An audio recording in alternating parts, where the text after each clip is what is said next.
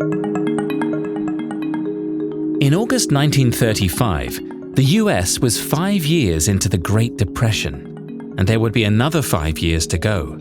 That level of stagnation is unimaginable today.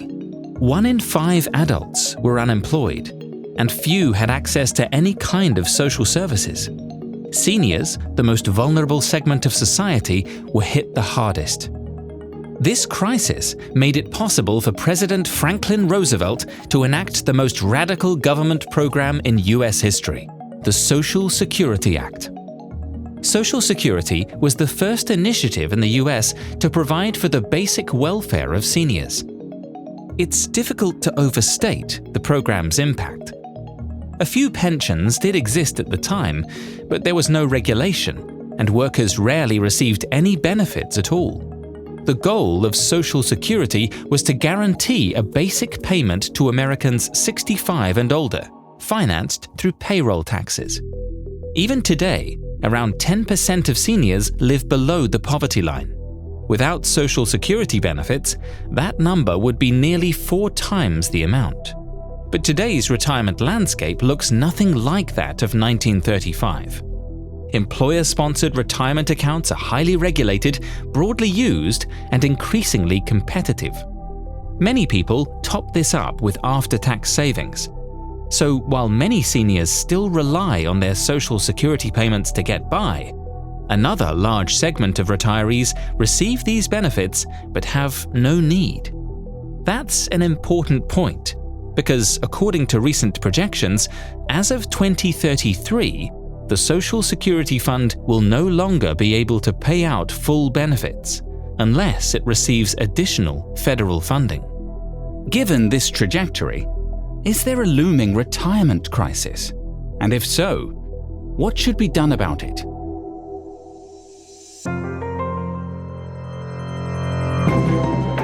To understand today's investment landscape, it's important to know how we got here. This is The Outthinking Investor, a podcast from PGIM that examines the past, the present-day opportunities, and the future possibilities across global capital markets.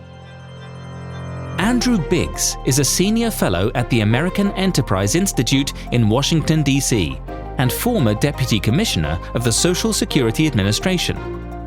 Dennis Simmons is Executive Director of the Committee on Investment of Employee Benefits Assets, known as CEBA. Mike Miller is Head of DC Solutions for PGIM.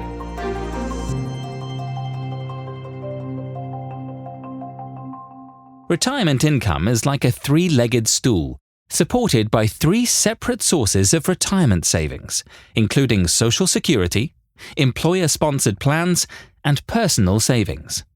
All 3 are needed for stability. Where are workers today in terms of securing their own retirement stability? Mike Miller sheds light on PGIM's insights. We have created the PGIM Retire Well Confidence Index, which measures investors' financial and retirement confidence. It indicates confidence sentiment has stagnated below average since 2022. In addition to pressures from high inflation and interest rate hikes, not only was 2022 a tough year for stocks, but bonds also had one of their worst years on record, leaving few safe places for investors to park their money. However, if we look at longer term, we've made significant progress in terms of retirement readiness. Savings in the defined contribution system has increased meaningfully over the last decades. DC as a whole has accumulated greater than $10 trillion in long-term retirement savings for individuals, and we have over 100 million consumers that have accounts in the 401k system as well. We're already seeing, though, some movement into the positive direction. Currently, first quarter of 2024, we've started to see that improve. As inflation has come down, we've seen the equity markets improved. So overall, retirement confidence does go up and down and sort of has some volatility with it. But big drivers are the markets as a whole, how much cost of goods are for individuals, and that inflation environment, which inflation was a new thing really for most investors. We really hadn't experienced this level of inflation for 30, 40 plus years. So big drivers around that sentiment. But as we've seen prices come down, we've seen interest rates come down, and we've seen the markets improve, we've also seen that retirement sentiment confidence increase as well. The retirement landscape went through a massive shift, moving from defined benefit to defined contribution plans. But that change didn't affect all workers. So if you take a step back and you think about the defined benefit system, the defined benefit coverage was really for larger institutions. So there wasn't really those mid-market clients or mid-market employers. So say 100 to 5,000 employees traditionally didn't have a defined benefit system. So I would say it hasn't caught up with the fact of those large institutions that have a pension plan, that have a DC plan, but those that didn't have anything in place, yes, that gap has been bridged. Now, the next phase that we need to address is smaller employers. You still have a third of the U.S. population that doesn't have a workplace 401k system for them, and they tend to be in the small employer segment. So say less than 100 employees, companies, and organizations.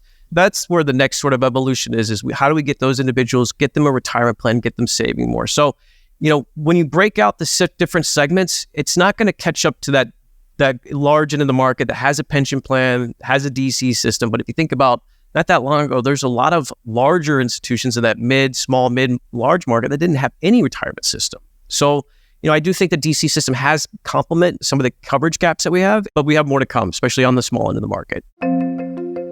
We've seen considerable and positive changes in the evolving DC landscape. As Dennis Simmons notes, that's in no small part thanks to regulators. We should credit policymakers in the U.S. for decades of being supportive. It is maybe one of the few issues that I can think of that seems to always have bipartisan support. Regardless of what side of the aisle you're on, you are generally supportive of strengthening and supporting the retirement savings system. And I think government policy has been effective. It's interesting in my mind that, not surprisingly, we don't have legislators and regulators in the lab cooking up new ideas on retirement plans. So it's not necessarily they're coming up with the ideas, but I think where they've been really effective is with supporting and sending a signaling effect when ideas make sense and they're working. And a great example of that I can think of is automatic enrollment, where an employee is in the plan unless they opt out. And that automatic enrollment was happening really for years before the government and Congress, to their credit, put in a safe harbor that essentially took something that was happening and made it clearer so that companies could feel very comfortable then talking about the merits of it. Not necessarily is it legal, is it not legal, but what are the merits? And having companies at their either plan administrative committee tables or investment committee tables really getting into, is this going to move the needle for our employees? And so I think that's a good example of where maybe the government didn't come up with the idea. It was already happening, but it wasn't happening a whole lot until Congress sent a nice signaling effect to say, yes, you can do automatic enrollment, and here are some parameters around that.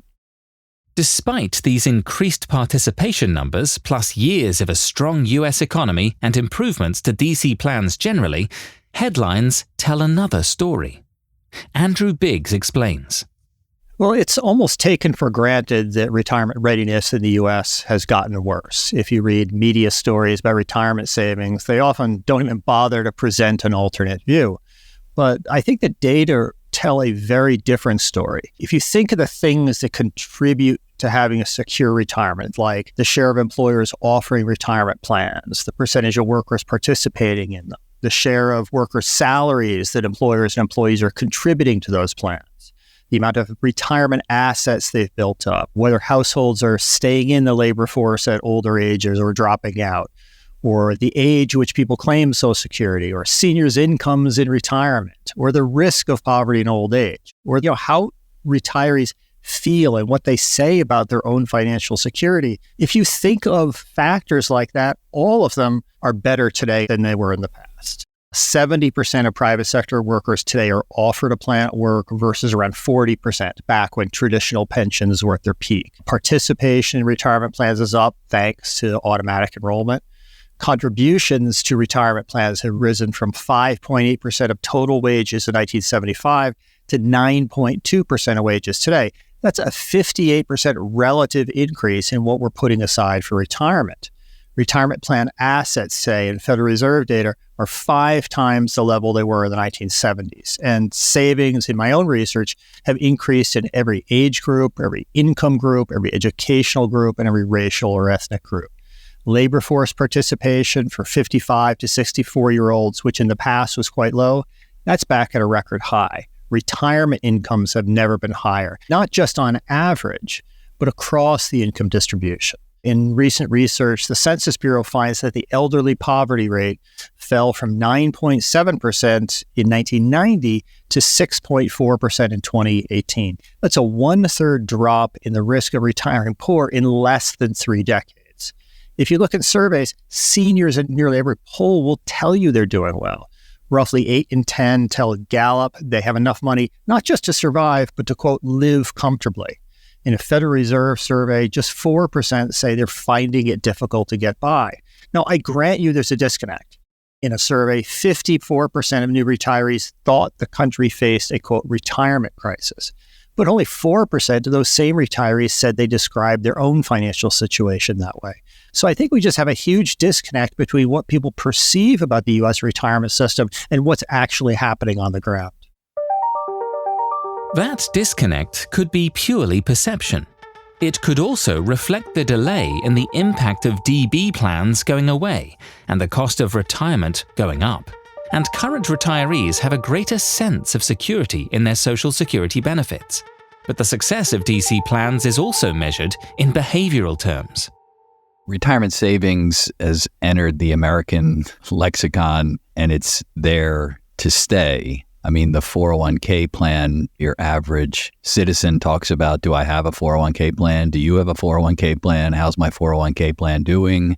So in terms of awareness, I think it's way up on the radar screen. I think also from an employer perspective, when they're retaining or recruiting new talent, a 401k plan is almost a given now. You must offer a 401k plan and potentially some other types of retirement savings plan, but prospective employees are expecting and asking for that. So I think the situation could be a lot worse if it wasn't for real positive strides that have been made over the last 20 years. The next retirement cohort will rely more on their own savings and investment performance than on DB pension payments. Are workers saving enough to fund their own retirement, especially considering longer expected lifespans? Americans are living longer than in the past. At the same time, not everyone is living longer. We do have an increasing gap between the lifespans of the richest Americans and the poor Americans. For lower income, less educated Americans, longevity really has not increased very much in the past 10 or 20 years. Those folks, by and large, don't need to save that much on their own because they're receiving most of their income from Social Security. The higher income people who are living longer, by and large, have increased their savings substantially. So it is true that we are living longer, and when you live longer, you should be saving more. But the combination of higher savings, which we know from the data, and delayed retirement, which we also know from the data, that's going to help cover that longevity difference. If you think about Social Security claiming ages, the age at which we retire and take Social Security benefits, the average American is claiming Social Security 1.5 years later today than they did in 1990. In other words, they're covering the vast majority of the increase in their life expectancy simply by delaying Social Security. So longevity is an issue for people planning their own retirements in the sense of you don't know how long you're going to live and you have to plan for that uncertainty. But at a macro level, I think we're doing everything we need to do to control for the fact that we're living longer.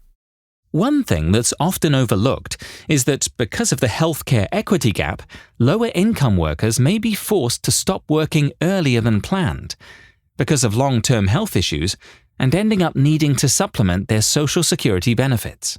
For all retirees, a reliable and cost-effective retirement income solution will be essential.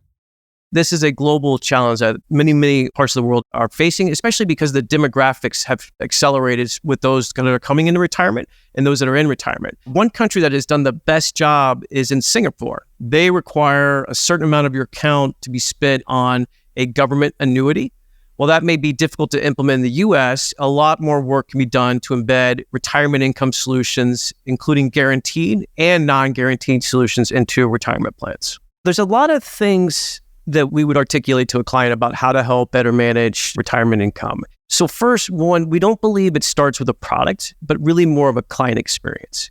And the reason why that's important is that there's a lot of complexities when thinking about how to create a retirement income strategy for an individual. My needs are very different than what possibly your needs are. And my income could be very different. My spousal status could be very different. And then to think about how that journey over the next 30, 40 years when I'm in retirement is super personalized. How do I incorporate Social Security? When do I do that? Do I buy an annuity? All these different components that there's no one single product that could solve for it except for the product of advice. Helping an individual really think about those decisions and creating the right level of support, advice, and yes, asset management plays a role in that. Yes, advice plays a role in that. And also insurance capabilities can also play a role in that equation as well. Broadly speaking, though, defined contribution plans have improved the retirement outlook. That's also the case beyond the US. On the global front, I think a lot of other countries are seeing the benefit of defined contribution, both from a financial standpoint, but also from an employee relations standpoint. It's very visible for employees. And the defined contribution plan, I think, has been a huge positive in the U.S. and therefore, I would say, has been a bit of a leader for other countries to take a look at what's been the experience in the U.S.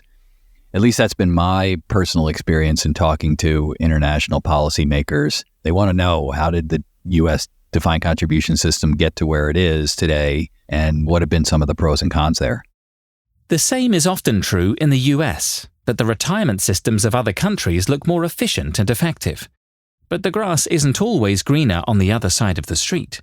A couple of years ago, a Dutch investment bank interviewed seniors across 13 countries and asked them how well they were able to maintain their pre-retirement standard of living.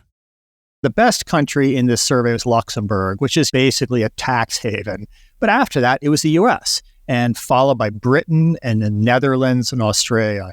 These are countries where private savings play a bigger role in retirement preparation and where, to be honest, government pensions aren't so generous.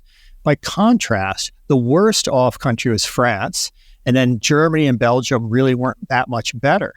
If you look in data from the OECD, the U.S. has retirement savings that are almost 5 times higher as a percent of GDP than the typical developed country. We also have much better demographics for our pay-as-you-go Social Security program. We have higher birth rates, higher rates of immigration, and so our Social Security program is more sustainable. We also tend to retire later than other countries. When you put all of this together, it means that U.S. retirees are rich. According to OECD data, the median or the typical U.S. retiree has a disposable income the second in the world, again to Luxembourg. Norway is close to the U.S. Canada is a little bit after that. But beyond that, it's really a big drop until you hit countries like Switzerland or the U.K. or Sweden. The US, however, is grappling with the solvency of the Social Security Trust Fund. This is not breaking news. In fact, it's been known since the 1970s. Yet, there are still no plans to fix it, and time is running out. In a recent position paper, Alicia Monell and Andrew Biggs presented a radical proposal on how to save Social Security. They proposed removing the tax exemption from defined contribution plans to pay for the funding needed to keep Social Security benefit payouts at 100%. We don't think the federal tax preference for retirement savings really does much to increase how much Americans save. The point of deferring income taxes on the contributions you make to 401ks is so that people will save more. But both in economic theory and in a variety of studies that look at the data, it just doesn't seem to happen. Now, we have saved a ton of money in 401ks, and in general, I think they've been great for retirement security. They're more common than traditional pensions ever were.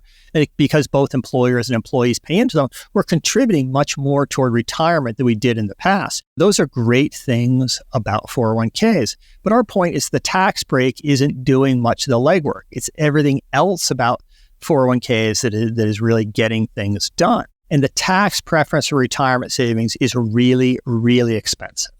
on a net present value basis, where we count both the upfront cost to the government of the tax break, net of the future taxes that are going to be collected once people retire and withdraw their money, the tax preference still costs around $180 billion per year.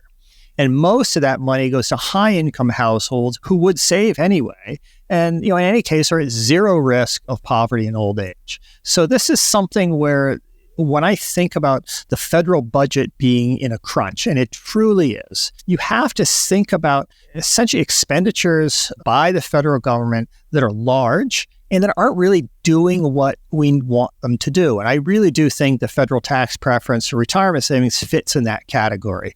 When we've published on this issue, we've received a lot of pushback from people, but almost none of it has contested our basic point that we're spending $180 billion per year and not getting a lot of extra retirement savings out of it.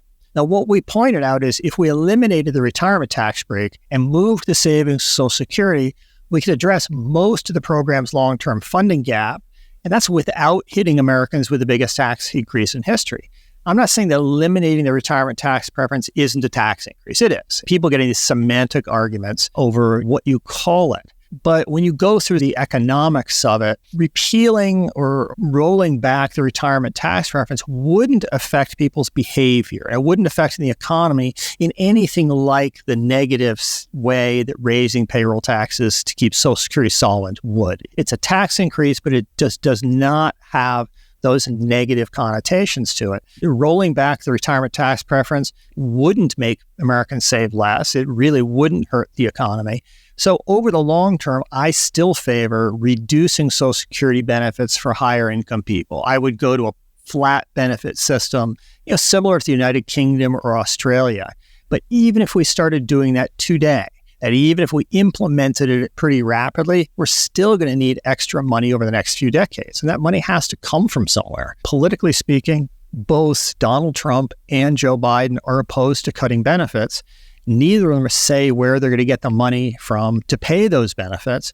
We're throwing out a possibility on this. So it's controversial. We understand that. At the same time, though, it's better than the other options available. And that's the basic argument we're making. Using the defined contribution tax exemption to fully fund Social Security is certainly controversial, but most retirement experts would agree that something must be done. While the U.S. Social Security system isn't perfect, many Americans rely heavily or entirely on the Social Security system for their retirement income. We cannot forget the important role this plays to providing credibility and trust into the U.S. retirement system. The challenge of shoring up Social Security isn't going away, and kicking the can only makes the problem harder to solve. Policymakers have squandered many years, which has limited the options that remain. If you go back to 2000, the cost of Social Security program in the U.S. is about 4% of GDP. Today, it's 5% of GDP. Go to the mid-2030s when the trust fund is going to run dry, and you'll be at 6% of GDP. That is an enormous amount of money. If you can guarantee against poverty in old age at 2% of GDP, which is what Australia is looking like, that leaves an enormous amount of money on the table to do other things with. Maybe you want to use that money to fix Medicare. Maybe you want to use that money for tax cuts. It gives you options you didn't have before. So we're guaranteeing you are not going to be in poverty in old age. We're also saying we're not paying $96,000 a year to a high-end couple who frankly doesn't need it and, to be honest, doesn't want to pay the extra taxes necessary to finance that. The most common proposals to fix Social Security on the tax side would eliminate the cap or the ceiling on wages subject to payroll tax. Right now, you have a 12.4% tax on your wages up to a maximum salary of $168,000. If you eliminate that, that is a massive tax increase on people who are sort of upper middle class and above. It's a 12 percentage point increase in your marginal tax rate. That gives the U.S. one of the highest marginal tax rates in the world before we've done anything to fix Medicare. So the options I propose, certainly people can say there's things I don't like about them, but you have to compare them to the other options that are on the table. And those are very unattractive in a lot of ways. simply setting up these automatic enrollment supplementary retirement accounts is a low-cost way of essentially fixing your retirement problems.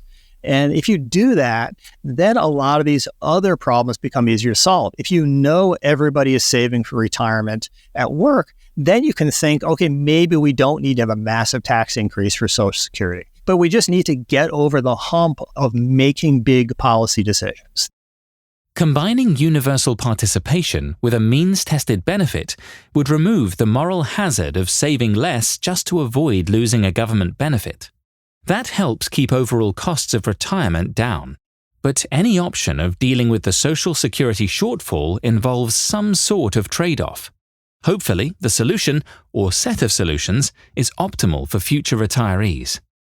Even though it is an election year, I think retirement savings historically has been a bipartisan issue. And while maybe there are some things at the margins that Democrats favor versus Republicans, by and large, we have found that it's both sides of the aisle that they see the upside from an electoral standpoint of trying to make continued strides to strengthen the retirement savings system. So for the most part, it's a bipartisan issue. When folks are running for election, I think they understand that their constituents want solid retirement savings, a solid system, and programs that work. Social Security was a radical concept when it was introduced nearly 100 years ago. It's become a crucial part of the retirement landscape that many Americans depend on. If we were creating Social Security today from scratch, it would probably look a lot different than the current plan. Now, however, it's going to take another radical step to fix it and repair this important leg of the retirement savings stool. Thanks to our experts, Andrew Biggs, Dennis Simmons, and Mike Miller for their insights on the retirement landscape. The Outthinking Investor is a podcast from PGIM. Follow, subscribe, and if you like what you hear, go ahead and give us a review.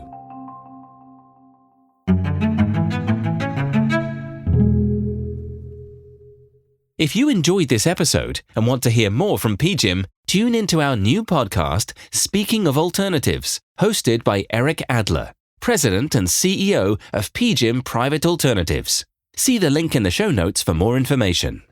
This podcast is intended solely for professional investor use. Past performance is not a guarantee of future results. All investments involve risk, including the loss of capital. PGIM is not acting as your fiduciary. The contents are for informational purposes only, are based on information available when created, and are subject to change. It is not intended as investment, legal, or tax advice and does not consider a recipient's financial objectives. This podcast includes the views and opinions of the authors and may not reflect PGIM's views. PGIM and its related entities may make investment decisions that are inconsistent with the views expressed herein. This podcast should not be reproduced without PGIM's prior written consent. No liability is accepted for any direct, indirect, or consequential loss that may arise from any use of the information contained in or derived from this podcast. This material is not for distribution to any recipient located in any jurisdiction where such distribution is unlawful. PGIM is the global asset management business of Prudential Financial Inc., which is not affiliated in any manner with Prudential plc, incorporated in the United Kingdom, or with Prudential Assurance Company, a subsidiary of M&G plc, incorporated in the United Kingdom. Copyright 2024. The PGIM logo and the rock symbols are service marks of PGIM's parent and its related entities, registered in many jurisdictions worldwide.